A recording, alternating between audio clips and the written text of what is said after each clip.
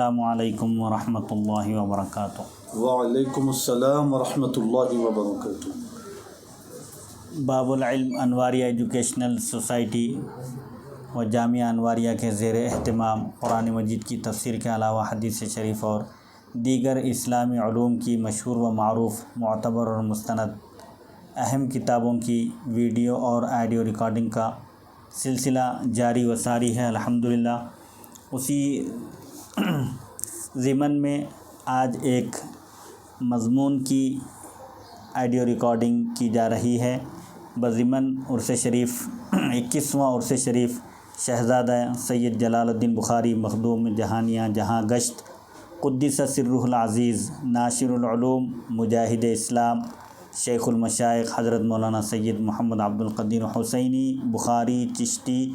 المعروف نورانی پاشا رحمۃ اللہ علیہ بانی جامعہ انواریہ حیدرآباد و باب العلم انواریہ ایجوکیشنل سوسائٹی، اور اس مضمون کی ریکارڈنگ کی جا رہی ہے محترم عالی جناب سید جمیل احمد قادری JBC کیٹرز کاروان حیدرآباد اور مولانا سید عبدالواسع حسینی بخاری چشتی المعروف امان اللہ نورانی پاشا صاحب کی خواہش پر۔ مضمون کا عنوان ہے خاتمہ فرعون اور شیخ اکبر۔ مضمون نگار ہیں مولانا ڈاکٹر پروفیسر سید علیم اشرف جائسی صاحب قبلہ صدر شعبہ عربی مانو۔ راقم کو اس مضمون کی تحریک، راقم یعنی مضمون نگار، مضمون لکھنے والے کو اس مضمون کی تحریک ایک فاضل نوجوان سے غیر رسمی گفتگو سے ہوئی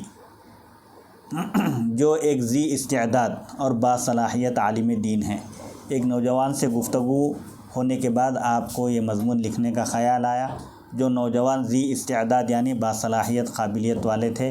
موضوع غالباً حضرت سید اشرف سمنانی کچھوچھوی متوفہ 808 ہجری مطابق 1406 عیسوی کی جلالت علمی اور ان کا فضل و کمال تھا، یعنی ان کی علمی جو شان تھی وہ سبب بنا اس مضمون کو لکھنے کا۔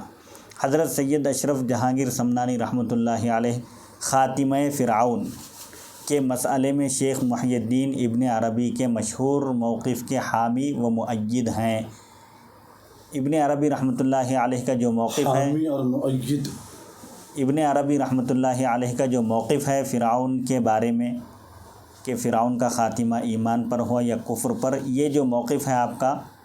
اس کی تائید کرنے والے ہیں سید اشرف جہانگیر سمنانی رحمۃ اللہ علیہ۔ حامی یعنی ان کے مددگار اور مؤید ان کے موقف کی تائید کرنے والے ہیں۔ اس حوالے سے یہ مسئلہ ہمارا موضوع بن گیا، اور اس وقت میری حیرت کی انتہا نہ رہی جب فاضل موصوف نے نہایت شد و مت کے ساتھ یعنی نہایت سختی کے ساتھ ابن عربی کے موقف کی حمایت شروع کر دی، یعنی ان کی تائید شروع کر دی، ان کے موقف کی تائید انہوں نے کر دی۔ مجھے معلوم نہیں تھا کہ میرے چند سالہ اغتراب اور تارک الوطنی میں ان کو تصوف و سلوک سے اس قدر گہری واقفیت ہو گئی ہے۔ اغتراب یعنی وطن سے دوری، چند سال مضمون نگار وطن سے ان کے دور رہے، وطن سے کچھ علمی مصروفیات کی وجہ سے، تو اس دوران یہ صاحب کو جو ان سے گفتگو کیے تھے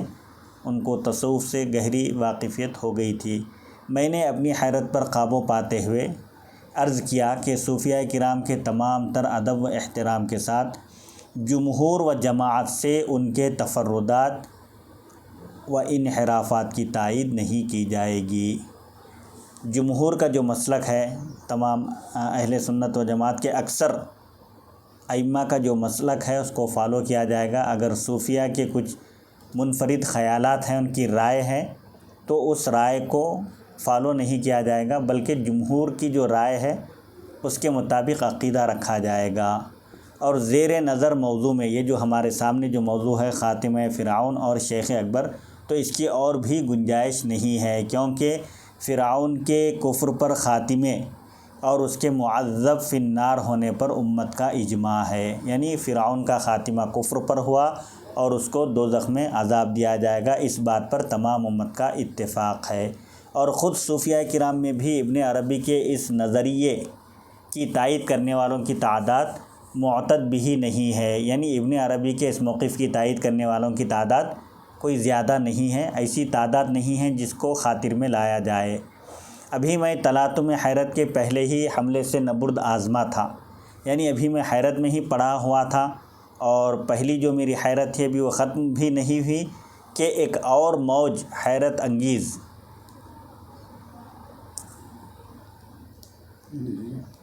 و بلائے خیز نے مجھے آ لیا۔ یعنی ایک حیرت سے میں ابھی باہر نہیں نکلا تھا کہ انہوں نے ایک ایسی بات کہی جس کی وجہ سے میری حیرت میں اور اضافہ ہو گیا۔ فاضل موصوف نے فرمایا کہ شیخ اسماعیل بروسوی متوفہ 1137 ہجری مطابق 1725 عیسوی نے، یہ صاحب روح البیان ہے، روح البیان جو تفسیر ہے، صوفیانہ تفسیر ہے، اس کے مؤلف ہیں، انہوں نے ابن عربی کے اس موقف کو اختیار کیا ہے، اور انہوں نے امام مالک رحمۃ اللہ علیہ سے بھی ایمان فرعون کا قول نقل کیا ہے، یعنی فرعون مومن تھا، یہ قول امام مالک رحمۃ اللہ علیہ کی طرف سے انہوں نے نقل کیا ہے۔ میں نے عرض کیا کہ تفسیر روح البیان میں اگرچہ بہت سے مقامات آہ و فغاں ہیں، یعنی تفسیر روح البیان کے تمام اقوال کو نہیں لیا جا سکتا، کچھ اقوال محل نظر بھی ہیں، قابل غور و فکر بھی ہیں، لیکن ایمان فرعون جیسا خلاف جمہور قول اس میں ہے۔ آسانی سے یقین کرنے والی بات یہ نہیں ہے کہ ایسا نہیں ہو سکتا کہ صاحب روح البیان نے فرعون کے ایمان کی بات کہی ہو۔ رہا امام دار الہجرہ یعنی امام مالک کی طرف ایسے قول کی نسبت تو مطلق بے بنیاد ہے۔ خاتم فرعون جیسے فلسفیانہ موضوعات اس دور میں تھے ہی نہیں، اور یہ سب صدیوں بعد کی پیداوار ہیں۔ علاوہ ازیں امام مالک کی رائے موطا شریف جو امام مالک کی مشہور کتاب ہے حدیث شریف کے موضوع پر، المدونۃ الکبریٰ اور بدایۃ المجتہد، یہ فقہ مالکی میں مشہور اور معروف کتابیں ہیں، ان جیسی کتابوں سے امام مالک کا قول لیا جائے گا، نہ کہ تفسیر روح البیان اور مثنوی مولانا روم سے۔ فاضل موصوف نے اپنے ترکش حیرت آفرین سے ایک اور تیر چلاتے ہوئے فرمایا، یعنی تیر دان جو ہوتا ہے اس میں تیر رکھے جاتے ہیں، اس میں سے فرمایا حضرت محدث عبدالحق دہلوی متوفہ 1052 ہجری مطابق 1653 عیسوی بھی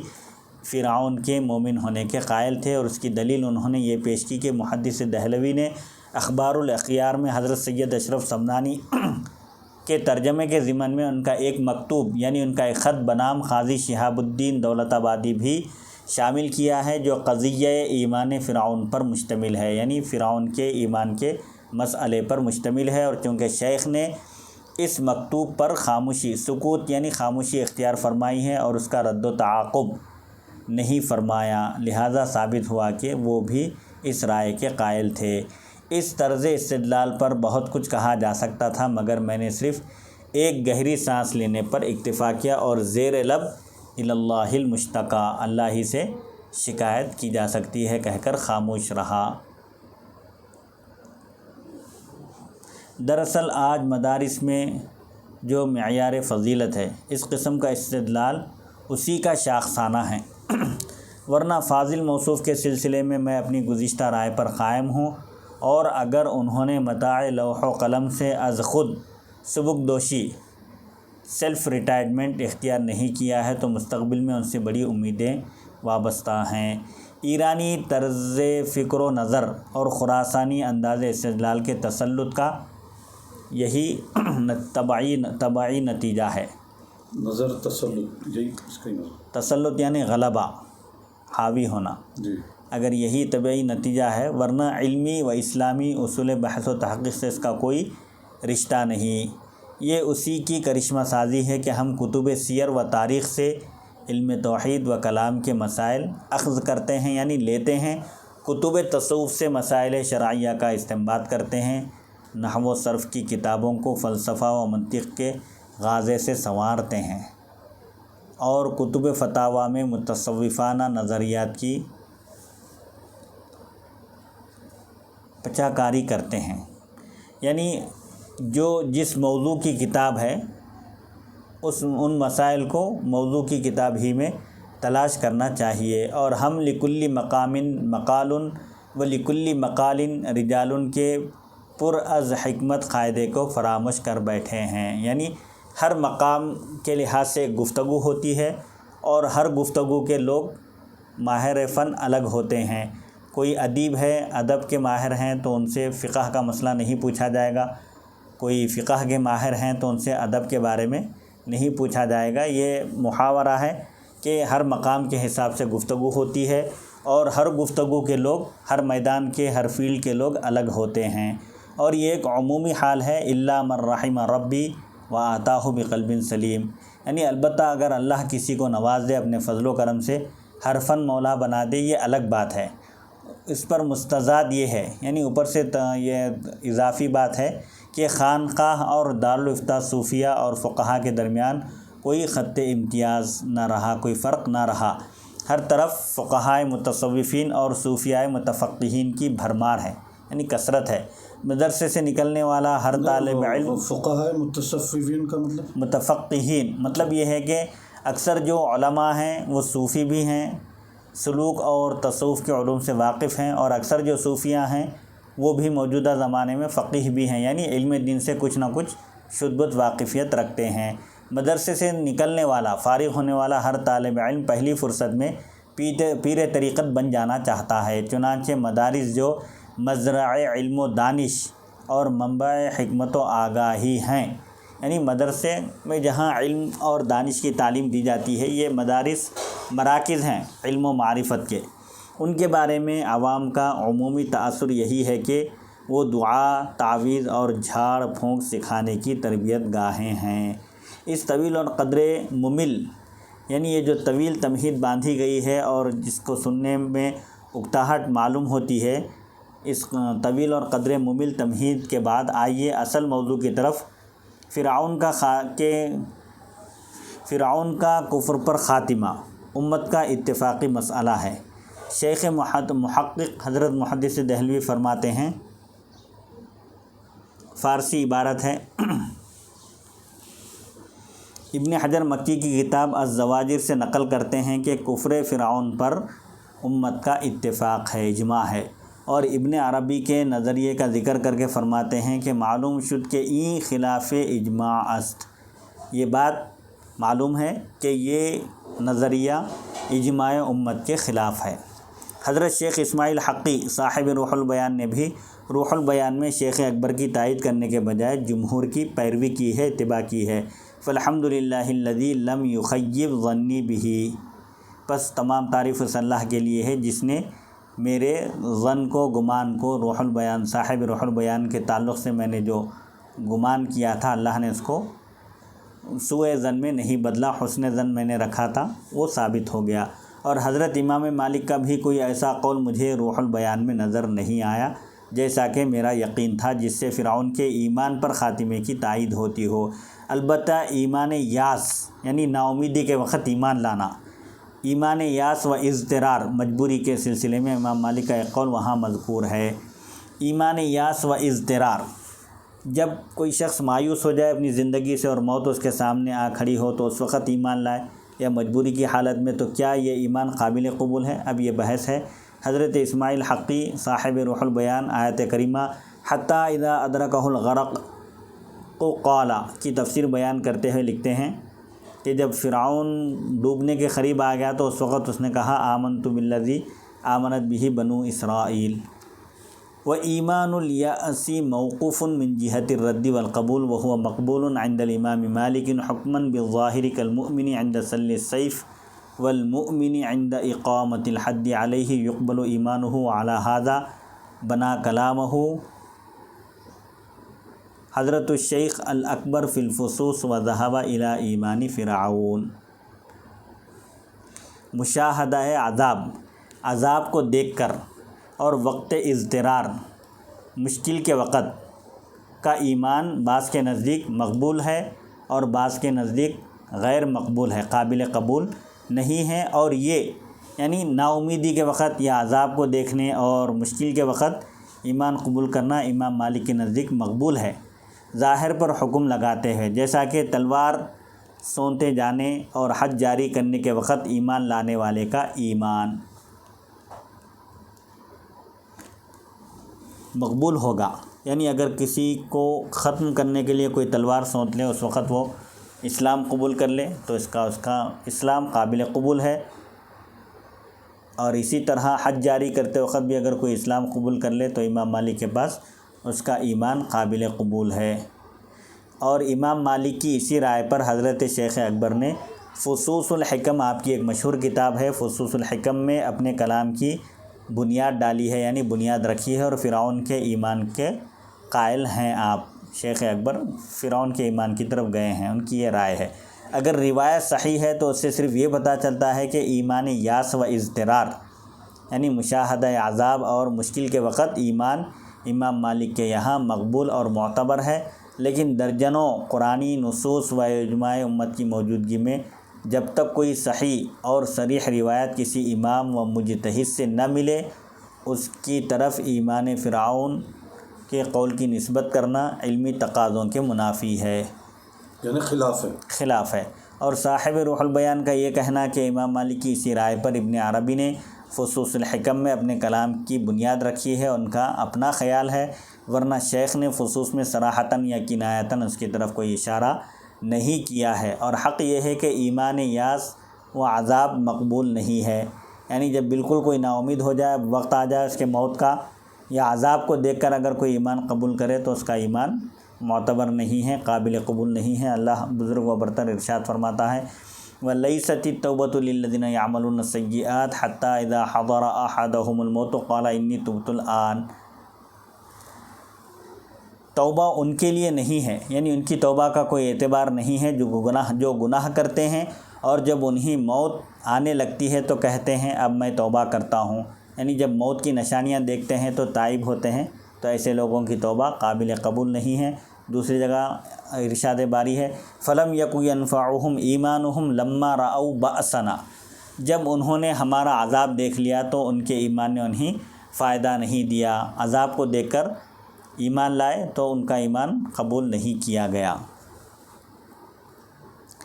اللہ کے رسول صلی اللہ علیہ وسلم ارشاد فرماتے ہیں ان اللہ یقبل توبۃ العبد ما لم یغرغر،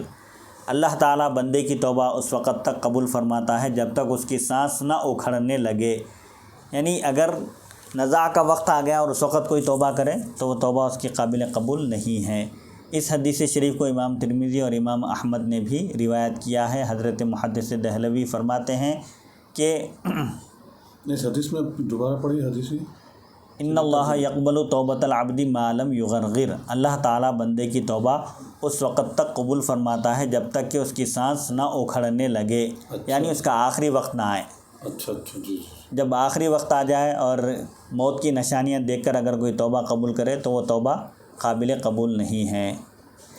حضرت محدث دہلوی فرماتے ہیں، ایک فارسی عبارت ہے کہ اکثر علماء کے پاس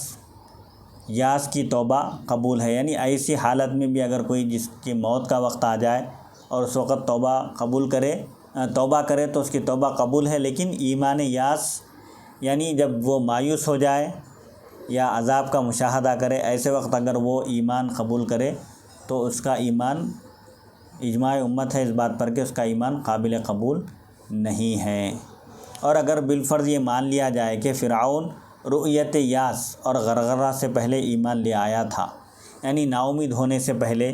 اور اس کا آخری وقت آنے سے پہلے ایمان لے آیا تھا، تو بھی اجماع امت کے سبب صرف نفی یاس اس بات ایمان کے لیے کافی نہیں ہے، یعنی نا امید نہ ہونا یہ ایمان کو ثابت کرنے کے لیے کافی نہیں ہے۔ اور پھر قرآن مجید کی ان بے شمار آیات کی کیا توجیہ، کیا مطلب ہوگا جن میں صراحت کے ساتھ فرعون کے کفر و استکبار، سرکشی اور طغیان کا ذکر ہے، یعنی کفر استکبار یعنی تکبر کرنا، جی، سرکشی اور طغیان یعنی اللہ تعالیٰ کے حکم سے انحراف کرنا، یہ بہت ساری آیتوں میں ذکر کیا گیا، جیسا کہ ارشاد باری ہے وَاسْتَكْبَرَ هُوَ وَجُنُودُهُ فِي الْأَرْضِ بِغَيْرِ الْحَقِّ، فرعون اور اس کے لشکر نے زمین پر ناحق تکبر کیا۔ دوسری جگہ ارشاد فرمایا فرعون کے قول کو نقل کرتے ہوئے فقال انا ربکم الاعلیٰ، فرعون نے کہا کہ میں تمہارا سب سے بڑا رب ہوں۔ اور ایک جگہ فرمایا اذهب الى فرعون انه طغى، حضرت موسیٰ علیہ السلام سے فرمایا کہ فرعون کی طرف جاؤ، بے شک اس نے سرکشی اختیار کی ہے۔ اور ایک جگہ فرمایا فَأَخَذْنَاهُ وَجُنُودَهُ فَنَبَذْنَاهُمْ فِي الْيَمِّ فَانظُرْ كَيْفَ كَانَ عَاقِبَةُ الظَّالِمِينَ۔ ہم نے فرعون کو اور اس کے لشکر کو پکڑ لیا، یعنی ان کی گرفت کی، ان کا مواخذہ کیا اور انہیں سمندر میں پھینک دیا۔ پس آپ دیکھیے کہ ظالموں کا کیا انجام ہوا۔ تو یہ فرعون کے بارے میں یہ آیتیں ہیں۔ ابن عربی کے مؤیدین کے لیے یہاں کیا یہ کہنا فائدہ مند نہیں ہے، مؤیدین یعنی ابن عربی کے موقف کی تائید کرنے والوں کے لیے یہاں یہ کہنا فائدہ مند نہیں ہے کہ جن دلائل میں اس کے کفر کا تذکرہ ہے تو وہاں اس کے ایمان لانے سے پہلے کے واقعات کو بطور حکایت بیان کیا گیا ہے، کیونکہ متعدد یعنی کئی ایسی آیتیں ہیں جن میں وضاحت کے ساتھ قیامت کے دن بھی اس کے مقبوح و معذب ہونے کا ذکر ہے، یعنی قیامت کے دن فرعون کو عذاب دیا جائے گا اور اس کی کوئی قدر نہیں ہوگی، مقبوحین میں سے ہے، اس کا ذکر آیا ہے، جیسا کہ سورہ قصص میں ارشاد باری تعالیٰ ہے وَأَتْبَعْنَاهُمْ فِي هَذِهِ الدُّنْيَا لَعْنَةً وَيَوْمَ الْقِيَامَةِ هُمْ مِنَ الْمَقْبُوحِينَ۔ ہم نے اس دنیا میں ان کے پیچھے لعنت کو ڈال دیا، یعنی ان کے لیے قیامت تک لعنت ہے، اور بروز قیامت وہ لوگ رحمت الہی سے دور ہوں گے۔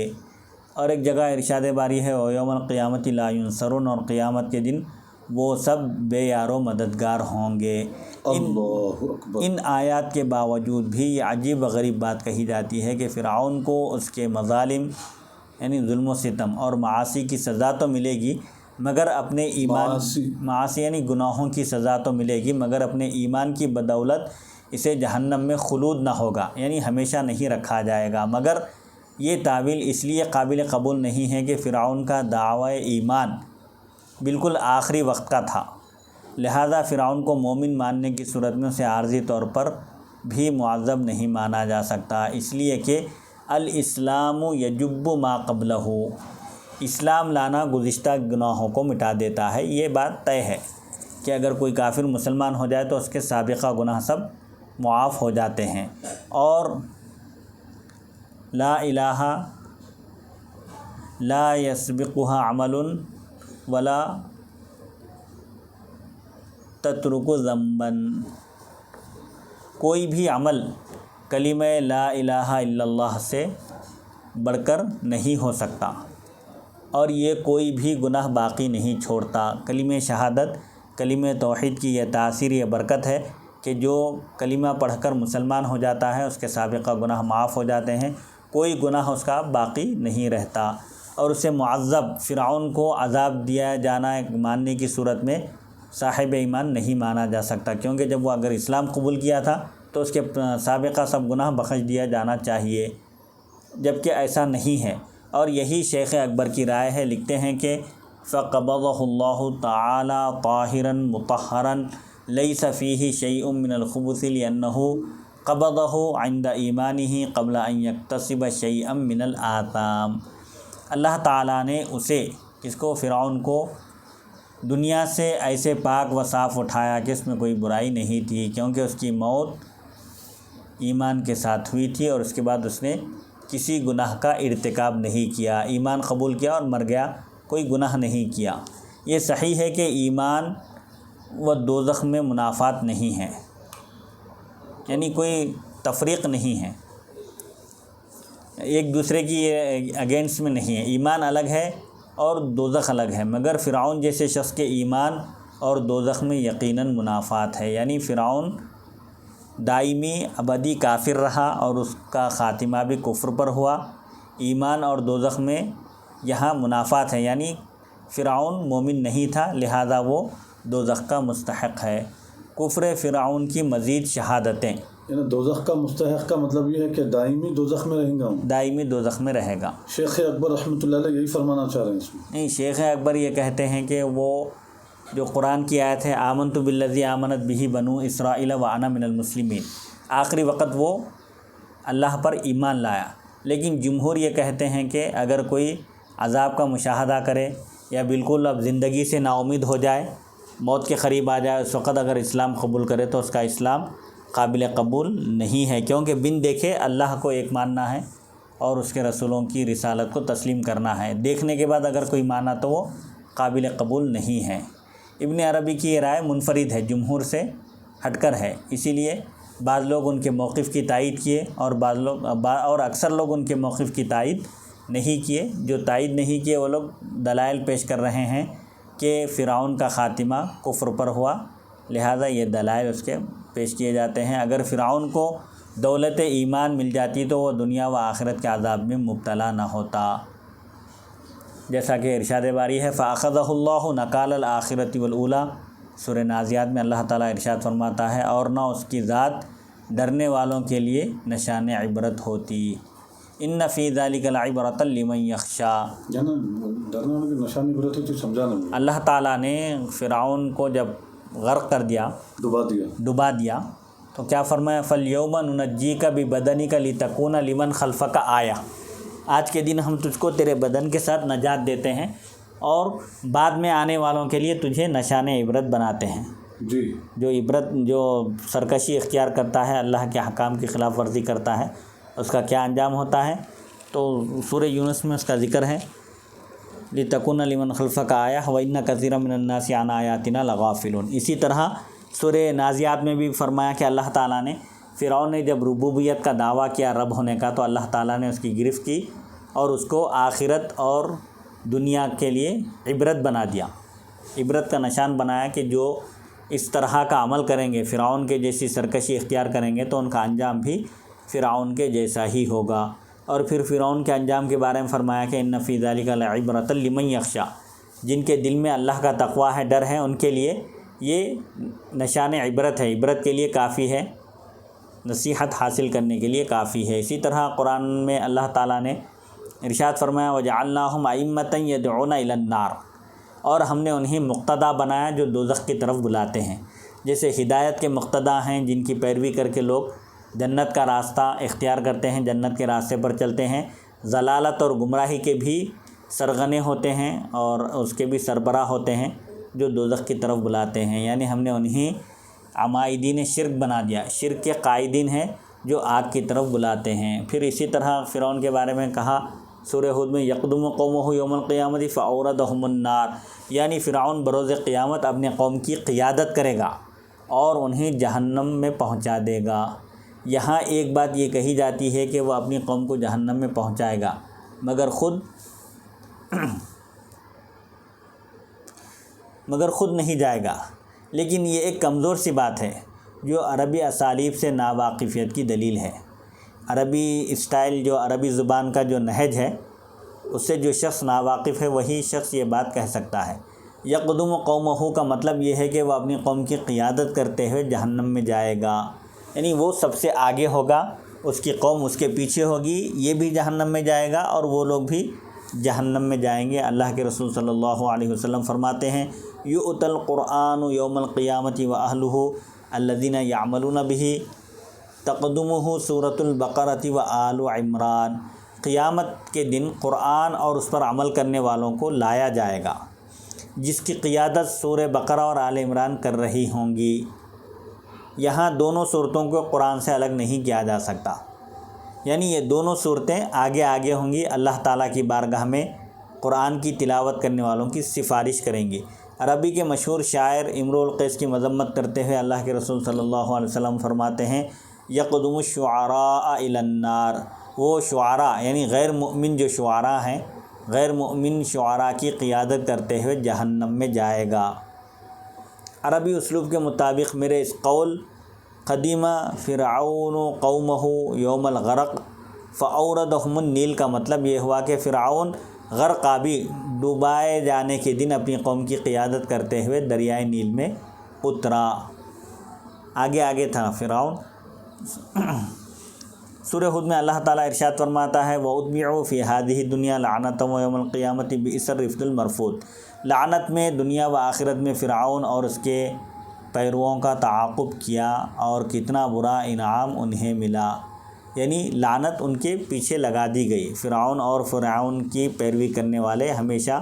اللہ تعالیٰ کی رحمت سے دور ہیں اور قیامت کے دن ان کے لیے یہ برا انعام ہے۔ اللہ اکبر۔ حضرت موسیٰ علیہ السلام دعا کرتے ہیں اور حضرت ہارون علیہ السلام اس پر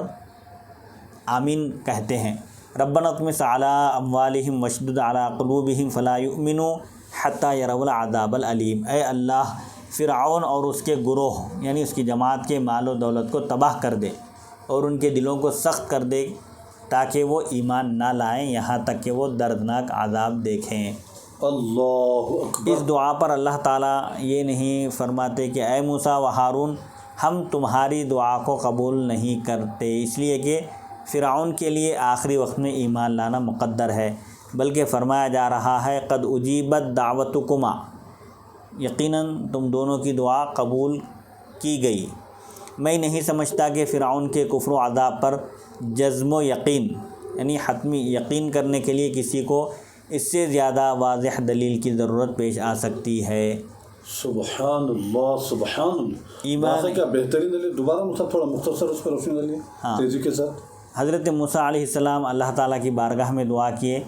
کہ اے اللہ فرعون اور اس کے متبعین کے مال و دولت کو تباہ کر دے اور ان کے دلوں کو سخت کر دے تاکہ وہ ایمان نہ لائیں۔ یہ لوگ جب تک دردناک عذاب نہیں دیکھیں گے اس وقت تک ایمان لانے والے نہیں ہیں، بن دیکھے ایمان لانے والے یہ نہیں ہیں۔ اس دعا پر اللہ تعالیٰ نے یہ نہیں کہا کہ اے موسیٰ و ہارون میں تمہاری یہ دعا قبول نہیں کروں گا کیونکہ فرعون آخری وقت ایمان لانے والا ہے، بلکہ اللہ تعالیٰ نے ان کی اس دعا کے جواب میں فرمایا قد اجیبت دعوتکما، دونوں کی دعا مقبول ہے۔ یہی واضح دلیل ہے فرعون کے کافر ہونے پر اور اس کے جہنمی ہونے پر، اس سے زیادہ واضح دلیل کی اور ضرورت نہیں ہو سکتی۔ نمبر 6، ایمان فرعون کے مؤیدین، فرعون کو مومن ماننے والے جس آیت سے دلیل پیش کرتے ہیں وہ یہ ہے حتی اذا ادرکہ الغرق قال آمنت انہ لا الہ الا الذی آمنت بہ بنو اسرائیل وانا من المسلمین۔ فرعون کو جب ڈوبنے نے آ لیا یعنی جب فرعون ڈوبنے لگا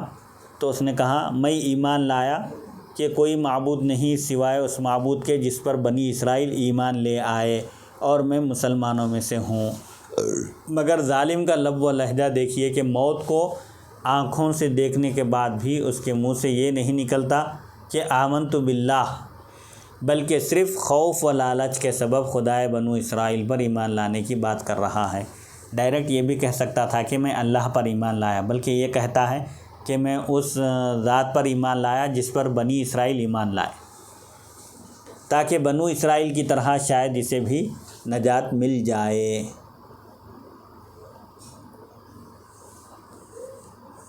امام ابن حجر ہیثمی الزواجر میں فرماتے ہیں کہ اگر فرعون کے اس ایمان کو مان بھی لیا جائے تو بھی ایمان بالرسالہ، رسالت پر ایمان کے بغیر یہ مقبول و مکمل نہیں۔ یہ بات فرعون کے جادوگروں کے بارے میں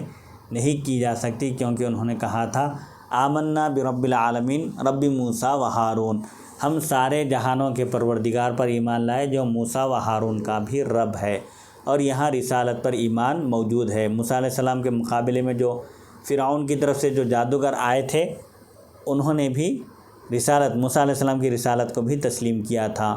وحدانیت اور رسالت ان دونوں پر ایمان لانے کا نام ایمان ہے۔ فرعون کے اس نام نہاد ایمان کے ذکر کے بعد اللہ بزرگ و برتر ارشاد فرماتا ہے الآن وقد عصیت قبل وکنت من المفسدین، کیا اب حالت اضطرار میں، اب ڈوبنے کے قریب ہے، موت کے سوا کوئی صورت سامنے اس کے نہیں ہے، حالت اضطرار میں اور رؤیت یاس، اب مایوس ہو چکا ہے فرعون اپنی زندگی سے، اس کو بچنے کی کوئی امید نہیں ہے، رؤیت یاس یعنی نا امیدی کو دیکھنے کے بعد ایمان کی بات کرتا ہے، اور اس سے پہلے نافرمانیاں کی اور فسادیوں میں سے تھا۔ پہلے تو فرعون فسادی تھا، نافرمان لوگوں میں سے تھا، اب جب دیکھ رہا ہے کہ اب زندگی سے اس کو ہاتھ دھونا ہے تو ایسے وقت اسلام قبول کر رہا ہے۔ عربی زبان کے عرف و اسالیب سے باخبر، یعنی عربی زبان کے جو قواعد ہیں اور اس کے جو تقاضے ہیں اس سے جو باخبر حضرات ہیں یہ بات جانتے ہیں کہ ایسے مقام پر الآنا یا آل آنا کا مفہوم یہی ہوتا ہے، یعنی آل آنا اب اس وقت تم ایمان لا رہے ہو۔ شاعر کہتا ہے آل آنا وقد علقت مخالبنا بہی یرج النجات ولا حین مناس، کیا اب جب کہ وہ پنجوں میں لیٹ آ چکا ہے، یعنی پنجوں کی زد میں آ چکا ہے، رہائی کی توقع آزاد ہونے کی امید رکھتا ہے، حالانکہ اب چھٹکارے کا کوئی وقت نہیں ہے۔ یہ آل آنا کی تشریح کرتے ہوئے ایک شعر پیش کر کے استدلال کرتے ہیں، شاعر کا دلیل پیش کرتے ہیں کہ آیت کریمہ کا مفہوم یہ ہے کہ آل آنا تؤمن ولا تحین الایمان، یعنی کیا اب ایمان لاتا ہے جبکہ ایمان کا وقت نہیں رہا، اب ڈوبنے کے وقت یہ ایمان لانے کا وقت نہیں ہے۔ بن دیکھے ماننا تھا، عذاب کا مشاہدہ کیے بغیر اللہ کی وحدانیت اور رسولوں کی رسالت کو تسلیم کرنا تھا۔ اللہ تعالیٰ آگے ارشاد فرماتے ہیں فَالْيَوْمَ نُنَجِّيكَ بِبَدَنِكَ لِتَكُونَ لِمَنْ خَلْفَكَ آیَةً، پس آج کے دن ہم تیرے بے روح جسم کو آج دریا سے باہر نکالیں گے تاکہ تو اپنے بعد والوں کے لیے عبرت کی نشانی بن جائے۔ یہاں نُنَجِّيكَ بِبَدَنِكَ کا ترجمہ ہم تیرے بدن کو نجات دیں گے کر کے یہ کہنا کہ نجات یافتہ بدن کی روح معذب نہیں ہو سکتی، یعنی جس کو نجات کا پروانہ دے دیا گیا ہے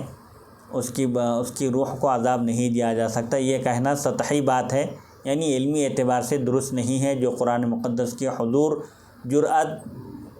جرأت بیجا کے جیسی ہے۔ ایسی بات کہنا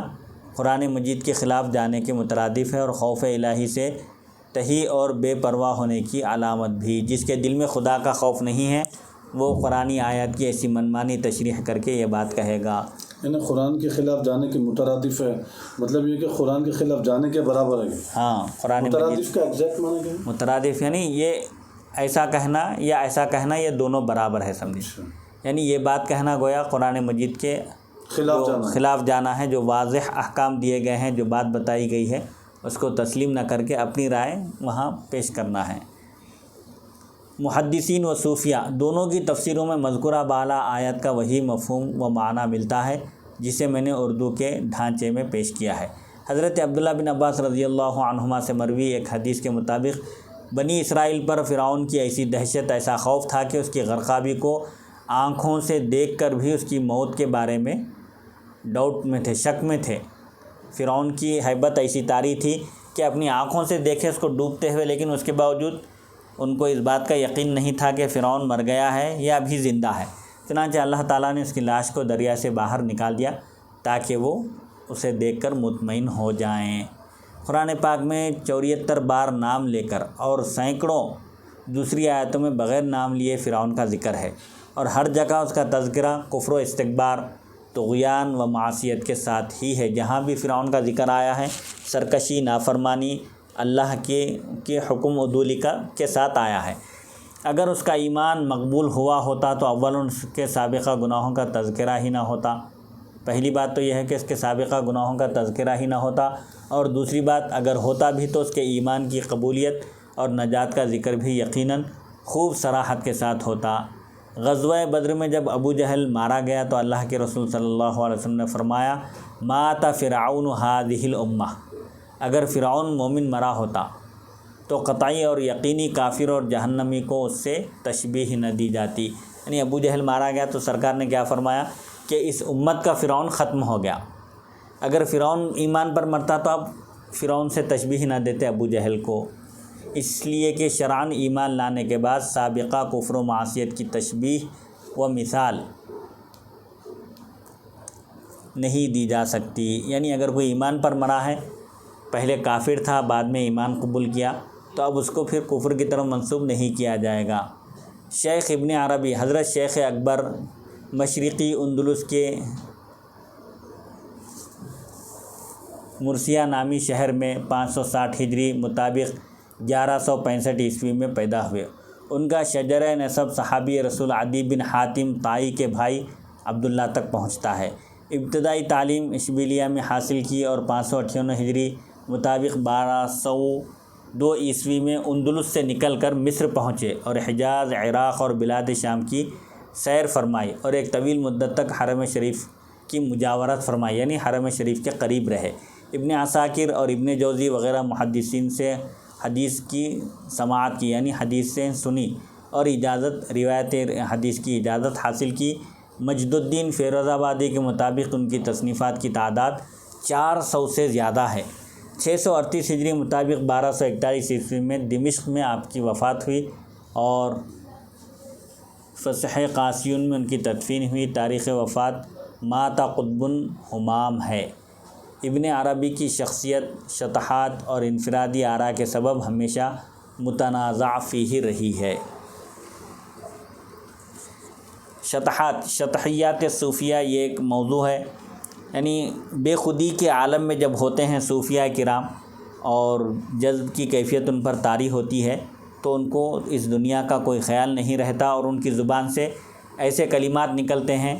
جو بظاہر خلاف شرع معلوم ہوتے ہیں۔ اس موضوع پر بھی صوفیہ کرام نے بہت کچھ لکھا ہے۔ تو ان کے جو شطحیات ہیں اور جمہور سے ہٹ کر الگ رائے ہے، اس کی وجہ سے ہمیشہ آپ کی شخصیت تنازع کا شکار رہی۔ کسی نے ان کو ملحد یعنی بے دین ٹھہرایا تو کسی نے قطب وقت قرار دیا، کسی نے ان کو قطب کہا، کسی نے ان کو ملحد کہا۔ شیخ الاسلام علامہ بخارا نے آپ کے رد میں ایک کتاب فاضحۃ الملحدین تصنیف فرمائی، تو امام سیوطی نے ان کے دفاع میں تنبیہ الغبی علی تنزیہ ابن عربی لکھی، یعنی جو ناسمجھ ہے ابن عربی کے آراء اور ان کے علوم کو سمجھ نہیں سکتے، ان کو آگاہ کرنے کے لیے آپ نے ایک کتاب لکھی جس کا نام رکھا تنبیہ الغبی علی تنزیہ ابن عربی۔ اور امام شعرانی نے ان کے فضل و کمال کے بیان میں الکبریت الاحمر فی بیان علوم شیخ الاکبر تصنیف کی۔ یہ دونوں کتابوں کے بھی نام لکھ لیجیے اس میں، انشاءاللہ اس کی بھی ریکارڈنگ کروائیں گے۔ جی اچھا، یہ مصنف کا نام کیا ہے؟ ان کا نام بھی لکھ لیجیے اس میں، جی دو کتابیں جو لکھے ہیں۔ جی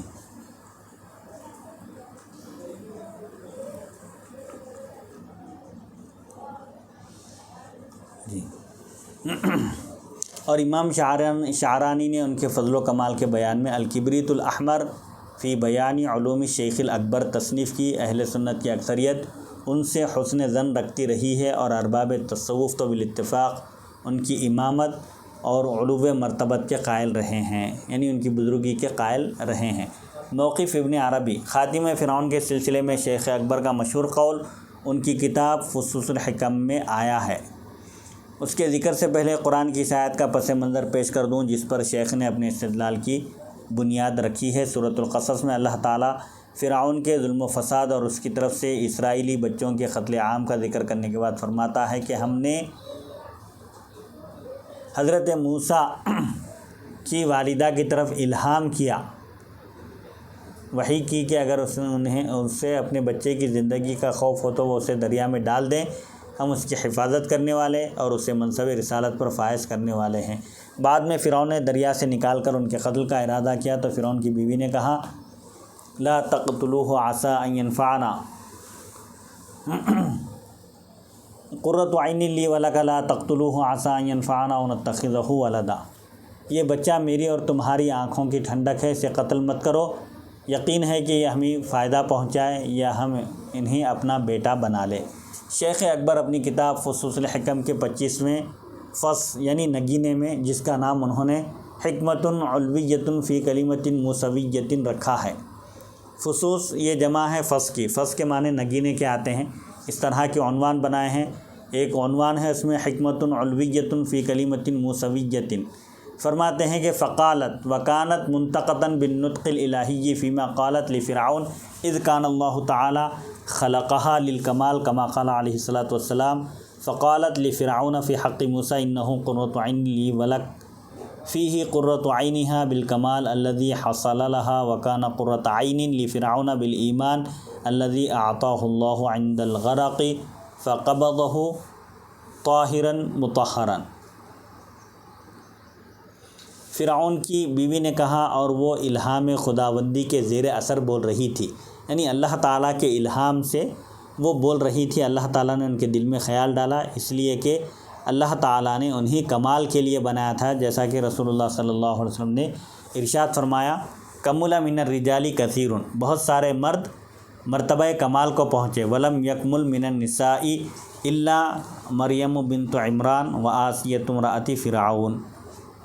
حضور پاک علیہ الصلاۃ والسلام نے ارشاد فرمایا بہت سارے مرد مرتبہ کمال کو پہنچے، مردوں میں بہت زیادہ ہے، میجارٹی ہے اس کی، لیکن عورتیں بہت کم مرتبہ کمال کو پہنچی۔ عورتوں میں سے صرف مریم بنت عمران اور آسیہ امراۃ فرعون، فرعون کی بیوی آسیہ یہ مرتبہ کمال کو پہنچی ہوئی تھیں۔ تو اس نے حضرت موسیٰ کے بارے میں فرعون سے کہا کہ یہ ہماری، فرعون کی بیوی نے فرعون سے کہا کہ یہ ہماری اور تمہاری آنکھوں کی ٹھنڈک ہے، چنانچہ آپ ہی کے ذریعے اس کی آنکھ ٹھنڈی ہوئی اس کمال کے ساتھ جو اسے حاصل ہوا۔ یعنی فرعون کی اہلیہ کو ایمان کی دولت نصیب ہوئی حضرت موسیٰ علیہ السلام کی وجہ سے، اور ان کی آنکھوں کی آپ ٹھنڈک بنے، اور فرعون کی آنکھ بھی ایمان کی دولت سے کچھ کی امراۃ فرعون، ہاں حضرت آسیہ فرعون کی بیوی بھی مومن تھی، جی تو ان کی آنکھوں کی ٹھنڈک کیسے ہوئی؟ ایک تو کمال حاصل ہوا ان کو، عورتوں میں باکمال ہیں، اور حضرت موسیٰ علیہ السلام کے طفیل ان کو ایمان کی دولت بھی نصیب ہوئی۔ فرعون کی آنکھ ٹھنڈی کیسے ہوئی؟ حضرت ابن عربی کہتے ہیں اور فرعون کی آنکھ بھی ٹھنڈی ہوئی اس ایمان کے ساتھ جو اللہ تعالیٰ نے اسے ڈوبتے وقت عطا کیا اور اسے ایسا پاک و صاف اٹھایا۔ شیخ اکبر آگے فرماتے ہیں فَكَانَ موسیٰ علیہ السلام كَمَا قَالَتِ امْرَأَتُ فِرْعَوْنَ فِيهِ إِنَّهُ قُرَّةُ عَيْنٍ لِّي وَلَكَ عَسَىٰ أَن يَنفَعَنَا وَكَذَلِكَ وَقَعَ فَإِنَّ اللَّهَ نَفَعَهُمَا بِهِ علیہ السلام۔ موسیٰ علیہ السلام ویسے ہی ہوئے جیسا کہ فرعون کی بیوی نے ان کے بارے میں کہا تھا، ہماری اور تمہاری آنکھوں کی ٹھنڈک، یعنی یہ ہو سکتا ہے کہ میری اور تمہاری آنکھوں کی ٹھنڈک ہو، یقین ہے یہ ہمیں نفع پہنچائے، اور ایسا ہی ہوا۔ چنانچہ اللہ تعالیٰ نے ان دونوں کو حضرت موسیٰ علیہ السلام کے ذریعے نفع پہنچایا۔ خاتمہ فرعون کے سلسلے میں فصوص الحکم میں مذکور شیخ کے اجتہاد کی نسبت اگر ان کی جانب صحیح ہے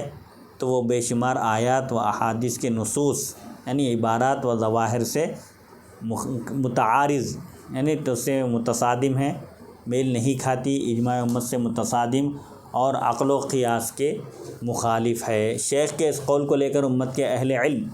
3 گروہ میں منقسم ہو گئے، یعنی حضرت کا یہ قول لے کر اس میں 3 فرقے ہو گئے، 3 جماعتیں ہو گئی۔ شیخ کے اس قول کو لے کر امت کے اہل علم 3 گروہ میں منقسم ہو گئے، بڑھ گئے۔ نمبر 1 وہ حضرات جنہوں نے شیخ کی محبت اور فضل و کمال کے زیر اثر ایمان فرعون سمیت ان کے تمام تفردات میں ان کی حمایت کی اور اس سلسلے میں دور از کار تعویلات سے کام لیا۔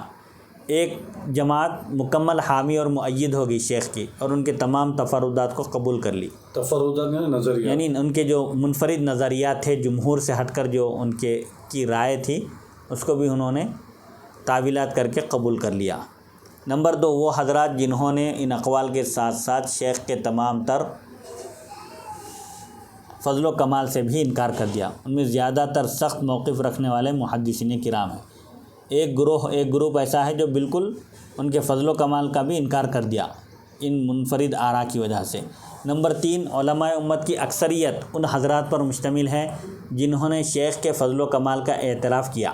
مگر ان کے اقوال شاذہ یعنی جمہور سے ہٹ کر جو اقوال ہیں اور اجتہادات خاص ان کا جو منفرد اجتہاد ہے اس میں ان کی تائید نہیں کی، ان کے فضل و کمال کے قائل ہیں لیکن جمہور سے ہٹ کر جو ان کے اقوال ہیں جمہور کے اقوال سے متصادم ہیں، ٹکراتے ہیں، ان اقوال کو انہوں نے نہیں لیا۔ انہی میں سے بعض حضرات کی رائے یہ ہے کہ مسئلہ خاتم فرعون اور دوسرے تمام خلاف شرع مسائل جو شیخ اکبر سے منسوب اور ان کی کتابوں میں موجود ہیں سب کے سب غلط اور الحاقی ہیں، یعنی الحاقی بعد والے اس میں شامل کر دیے۔ حضرت کی جو اصل کتاب ہے اس میں وہ موجود نہیں تھے، الحاقیات یعنی بعد والے ان کو بدنام کرنے کے لیے یا جو ان کے دشمن تھے سمجھے وہ لوگ اس میں گڈ مٹ کر دیے ان کی کتابوں میں، جیسا کہ ملاوٹ کر دیے، جیسا کہ امام شعرانی فرماتے ہیں وَجَمِيعُ مَا عَارَضَ مِنْ كَلَامِهِ ظاہر الشریعتی وما علیہ الجمہور فہو مدسوس، یعنی جو کچھ بھی ان کا مخالف کلام معلوم ہوتا ہے، خلاف شریعت معلوم ہوتا ہے، جمہور کے خلاف معلوم ہوتا ہے، وہ سب الحاقی ہے، اس میں گڈ مٹ کر دیا گیا ہے، شامل کر دیا گیا ہے، ان کا اپنا کلام نہیں ہے۔ اور آج کے دور میں جبکہ مسلمانوں کی علمی میراث کی تاریخ مرتب ہو رہی ہے، دنیا بھر کے کتب خانوں اور علمی نوادر کی فہرستیں شائع ہو چکی ہیں اور ہزاروں کمیاب بنایاب مخطوطات تحقیق کے ساتھ زیور طبع سے آراستہ ہو چکے ہیں، اس بات کو سمجھنا زیادہ آسان ہو گیا ہے ہمارے سامنے بے شمار شواہد یعنی دلائل موجود ہیں کہ ماضی میں نہ صرف بعض مسائل بلکہ پوری کتابیں دوسروں کے نام سے منسوب ہو گئی ہیں۔ ایک ہی کتاب کے مختلف نسخوں کے تقابل سے واضح ہوا کہ بعض میں بہت سی الحاقی عبارتیں شامل ہیں۔ زنادقہ یعنی بے دین لوگوں کو اس کام میں خاص ملکہ مہارت حاصل تھی، اور شیخ کی کتابوں میں تو ہر دور میں الحاق کی شہرت رہی ہے۔ چنانچہ اسی کی طرف اشارہ کرتے ہوئے علامہ بخاری نے ان کی تکفیر سے کف لسان کیا تھا، یعنی انہوں نے تکفیر نہیں کہ ان کو کافر نہیں کہا، کافر کہنے سے اپنی زبان کو روک لیا تھا۔ مسئلہ ایمان فرعون یقیناً الحاقی ہے، یعنی ابن عربی کا نظریہ نہیں ہے، ان کی کتاب میں یہ شامل کر دیا گیا ہے بے دینوں کی طرف سے، کیونکہ ایک طرف تو یہ شیخ کے اس مقام و منزلت کے منافی ہے جس کا ذکر امام شعرانی رحمۃ اللہ علیہ نے، امام عز الدین بن عبد السلام، امام ذہبی، مجد الدین فیروز آبادی، امام رازی، امام سبکی اور درجنوں دوسرے اکابر کے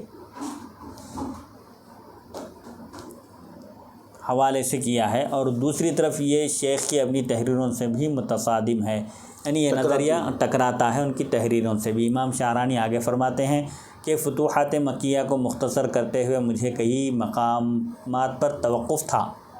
میں تردد میں تھا کہ یہ عبارت کیسی ہے جسے میں نے حذف کر دیا تھا، لیکن جب میری ملاقات حذف یعنی نکال دیا تھا، ڈیلیٹ کر دیا تھا، جب میری ملاقات شیخ ابو طاہر شاذلی مغربی سے ہوئی تو انہوں نے مجھے فتوحات مکیہ جو شیخ ابن عربی کی مشہور کتاب ہے اس کا ایک ایسا نسخہ دکھایا، اس کے کاپی، اوریجنل کاپی مینوسکرپٹ کی، جس کا مقابلہ انہوں نے شیخ اکبر کے ہاتھ سے لکھے ہوئے قونیہ مقام کا نام ہے، قونیہ میں موجود نسخے سے کیا تھا۔ اس میں وہ مقامات نہیں ملے جن میں مجھے تردد تھا، یعنی جن مقامات پر مجھے ڈاؤٹ تھا اور میں نے ان کو ڈیلیٹ کر دیا تھا، ایک اصل نسخہ جو شیخ ابن عربی کے ہاتھ سے لکھا ہوا تھا اسے ٹیلی کر کے دیکھے تو اصل نسخے میں وہ عبارتیں جن کے بارے میں مجھے شک تھا وہ نہیں تھی۔ الحمدللہ، سبحان اللہ، سبحان اللہ۔ یہی امام شعرانی اپنی کتاب لواقح الانوار القدسیہ المنتقات من الفتوحات المکیہ کتاب کا نام ہے یہی امام شعرانی اپنی کتاب میں ایسے ہی ایک اور واقعے کا ذکر کرنے کے بعد فرماتے ہیں کہ پھر میں جان گیا کہ اس وقت مصر میں موجود فتوحات کے تمام نسخے اسی الحاقی نسخے سے لکھے گئے ہیں، نقل کیے گئے ہیں، جن میں شیخ پر دسیسہ کاری کی گئی، یعنی ان کے خلاف سازش کی گئی، ان کو بدنام کرنے کے لیے، ان کی شہرت کو متاثر کرنے کے لیے بے دین لوگوں نے ایسی حرکت کی جو اہل سنت کے عقائد کے خلاف ہے۔ کما وقع لہ ذالک فی کتاب الفصوص وغیرہ ہی، جیسا کہ فصوص الحکم وغیرہ کتابوں میں انہیں پیش آیا۔ خاص مسئلہ ایمان فرعون کے بارے میں امام شعرانی فرماتے ہیں ذالک کذب وافتراء علی الشیخ، یہ محض جھوٹ اور شیخ پر بہتان ہے، افتراء پردازی ہے، یعنی الزام ہے۔ اللہ اکبر۔ وہ تو یہاں تک فرماتے ہیں کہ میں نے خود شیخ اکبر کے ہاتھ سے لکھی ہوئی فصوص دیکھی ہے، اس میں نجات فرعون کے سلسلے میں کچھ نہ تھا۔ مذکورہ بالا دلائل سے قطع نظر اس مسئلے کے الحاقی ہونے کی سب سے بڑی دلیل یہ ہے کہ خود شیخ اکبر نے فتوحات میں فرعون کو متعدد بار کئی مرتبہ کافر اور مخلد فی النار قرار دیا، یعنی کافر ہے فرعون اور ہمیشہ ہمیشہ دوزخی ہے۔ میرے پیش نظر وہ نسخہ ہے جو قونیہ میں موجود اس نسخے کے مطابق ہے جس پر شیخ کی تحریر ہے۔ شیخ اکبر فرماتے ہیں کہ جہنم میں جانے والے دو قسم کے ہیں، ایک تو مومنین میں سے گناہ کبیرہ کے مرتکبین، یعنی بڑے بڑے گناہ کرنے والے جو شفاعت شافعین سے باہر آ جائیں گے، جو سفارش کرنے والوں کی سفارش سے دوزخ سے باہر نکل جائیں گے، اور دوسرے وہ جنہیں جہنم میں خلود و دوام ہوگا، یعنی جو جہنم میں ہمیشہ رہیں گے۔ وَهَؤُلَاءِ الْمُجْرِمُونَ أَرْبَعُ طَوَائِفَ كُلُّهَا فِي النَّارِ لَا يُخْرَجُونَ مِنْهَا وَهُمُ الْمُتَكَبِّرُونَ عَلَى اللَّهِ تَعَالَى كَفِرْعَوْنَ وَأَمْثَالِهِ، اور ان مجرمین کے چار گروہ ہیں، سب کے سب جہنم میں ہوں گے جہاں سے نہیں نکالے جائیں گے، اور یہ لوگ اللہ تعالیٰ کے مقابلے میں تکبر کرنے والے ہیں، جیسے فرعون اور اس جیسے دوسرے سرکش لوگ۔ یہ واضح عبارت ہے شیخ اکبر ابن عربی رحمۃ اللہ علیہ کی کہ فرعون ہمیشہ ہمیشہ کے لیے دوزخی ہے۔ طوالت کے خوف سے کہیں مضمون طویل نہ ہو جائے، اس ڈر سے اسی ایک مقام کے ذکر پر اکتفا کیا جاتا ہے جو الحمدللہ تعالی تنہا میرے مطلب کو ثابت کرنے کے لیے کافی ہے کہ فصوص میں موجود فرعون کے ایمان سے متعلق عبارت الحاقی اور جعلی ہے۔ امام شعرانی کی تصریح کے مطابق فتوحات ان کی آخری تصنیف ہے، جسے اپنی وفات سے صرف 3 سال پہلے آپ نے کمپلیٹ کیا تھا، مکمل کیا تھا، جبکہ فصوص کی تصنیف 627 ہجری میں ہوئی، یعنی شیخ کے انتقال سے تقریباً 11 سال پہلے۔ لہٰذا یہ نہیں کہا جا سکتا کہ فتوحات میں آپ نے ایک عام بات فرمائی اور فصوص میں اپنا خصوصی اجتہاد ذکر فرمایا۔ بعض حضرات ایمان فرعون کے مسئلے کو فتوحات کی عبارات و تصریحات کے پیش نظر مرجع عنہ کہتے ہیں، یعنی فتوحات کی عبارات دیکھنے کے بعد یہ کہتے ہیں کہ شیخ اپنے اس قول سے رجوع کر لیے، پہلے فرعون کے ایمان کے قائل تھے، بعد میں آپ اس سے رجوع کر لیے، لیکن اگر ایسا ہوتا تو شیخ اپنے رجوع کی طرف ضرور اشارہ کرتے۔ بعض دوسرے علماء نے فرمایا کہ ایمان فرعون سے شیخ کی مراد نفس کے رجوع الی اللہ سے ہے، جیسا کہ وہ خود فرماتے ہیں وَنَفْسِ فِرْعَوْنُ وَالْهَوَىٰ حَامَانِ، یعنی نفس کو فرعون سے تشبیہ دیا کرتے تھے صوفیاء کرام کہ نفس فرعون کی طرح سرکش ہے، اللہ تعالیٰ کے احکام کے آگے جلدی نہیں جھکتا۔ تو جیسا کہ آپ ایک جگہ فرماتے ہیں کہ میرا نفس فرعون ہے اور میری خواہشات حامان ہیں، یعنی تکبر کر رہے ہیں اللہ کے احکام، یہ تواضعاً آپ فرمائیں۔ حامان ایک وہ وزیر تھا فرعون کا، اس کا بھی ذکر قرآن میں آیا ہے کہ وہ بھی فرعون کے ساتھ شامل تھا، سرکشی میں، تکبر میں، وہ بھی کافر تھا۔ تو یہ بزرگان دین تواضعاً، عاجزی اور انکساری کا مظاہرہ کرتے ہوئے کبھی اپنے آپ کو، کبھی اپنے نفس کو فرعون سے تشبیہ دیتے تھے، مگر فصوص میں موجود عبارت کے پیش نظر یہ بات قابل قبول نہیں۔ البتہ یہ ممکن ہے کہ زنادقہ یعنی بے دین لوگوں نے اسی سے تحریک پا کر ایمان فرعون کو فصوص میں داخل کر دیا ہو، فصوص الحکم میں اس کو شامل کر دیا ہو۔ خلاصہ یہ ہے کہ ہر طرح سے یہی بات متعین ہوتی ہے کہ فصوص میں موجود فرعون کے ایمان کا قول جعلی ہے، الحاقی ہے، یعنی نقلی ہے، کسی نے شیخ کی کتاب میں اس کو داخل کر دیا ہے، اور شیخ اکبر کی شخصیت اس سے بری ہے، اور اگر کسی طرح سے بفرض محال شیخ کی طرف اس قول کی نسبت ثابت ہو جاتی ہے تو اسے خطأ اجتہادی قرار دیا جائے گا۔ اگر نسبت صحیح بھی مان لیے تو یہ کہا جائے گا کہ حضرت سے اجتہادی خطا ہوئی ہے، کیونکہ عصمت